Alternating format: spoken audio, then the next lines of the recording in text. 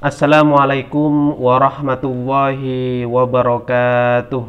Waalaikumsalam warahmatullahi wabarakatuh. Bismillahirrahmanirrahim. Alhamdulillah kita masih diberi kesehatan dan kesempatan oleh Allah Subhanahu wa taala sehingga kita bisa berkumpul pada kesempatan kali ini dalam kegiatan ngaji hadis. Pada kesempatan kali ini kita akan belajar tentang hadis yang ke-8 pada bab nawaqidil wudu'i, yaitu hal-hal yang membatalkan wudu.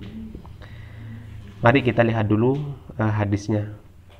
Wa an Aisyah, dan dari Aisyah, ini istrinya Rasulullah radhiyallahu anha, semoga Allah rela kepada Aisyah. Anna Rasulullah sallallahu alaihi wasallam, sesungguhnya Rasulullah sallallahu alaihi wasallam qala bersabda, man asabahu qai'un, siapa saja yang muntah, auru'apun atau keluar darah hidung,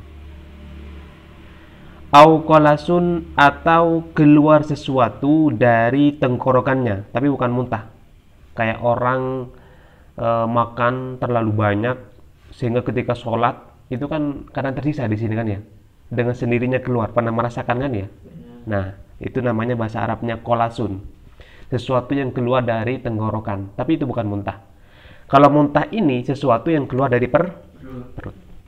Gitu. Kita lanjut dulu. Au madiyun atau keluar madi. Falyansorib, maka berpalinglah siapa orang, falyatawadda, maka berwuduklah, summa liyabni ala sholatihi, kemudian laksanakan sholat, wa huwa, sedangkan ia orang, fidali, kepada keadaan itu, muntah, keluar darah hidung, atau keluar sesuatu dari tenggorokan, atau keluar madi, la yatakallamu, tidak berbicara. Nah, pada hadis yang pertama ini menjelaskan tentang beberapa hal yang membatalkan wudhu. Tetapi ulama masih berbeda pendapat. Kalau kita mengikuti kepada hadis ini, bahwa orang yang keluar darah hidung, darah elongan kata orang Madura, tahu kan ya?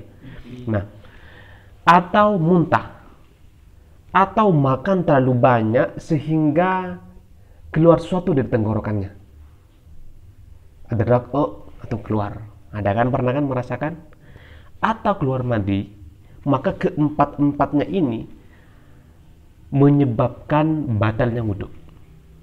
Jadi orang muntah, kata hadis ini, batal wudhunya. Orang keluar darah hidung juga batal wudhunya kalau punya wudhu. Orang keluar madi juga batal. Madi sudah saya jelasin ya pada pertemuan sebelumnya kan ya, tidak perlu saya ulang kembali. Nah, tetapi ulama di sini berbeda pendapat. Kalau persoalan madi, sepakat ulama ini mengatakan bahwa madi itu dapat membatalkan wudhu. Semua ulama sepakat. Tapi kalau soal muntah, kemudian soal keluar darah hidung, dan lagi keluar sesuatu dari tenggorokan, bukan muntah, itu ulama berbeda pendapat.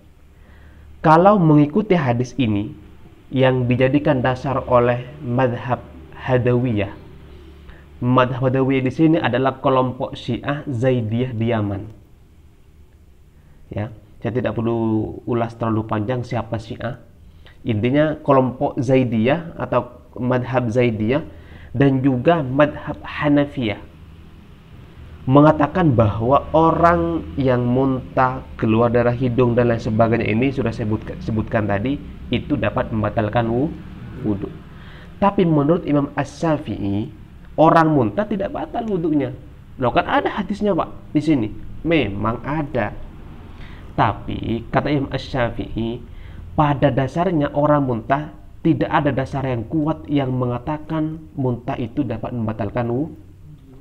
Misalkan men punya wudhu, naik mobil karena perjalanan jauh, tiba-tiba udah nyampe di Pamekasan sudah we-wean, wah gitu kan. Atau naik kapal laut, atau naik perahu. Coba tanyakan kepada bapak-bapak sampean yang melaut, tanyain apakah punya teman atau bapaknya sampean sendiri pernah muntah atau tidak. Nah, kalau saya pernah tanya, itu kadang bahkan banyak yang muntah. Kenapa?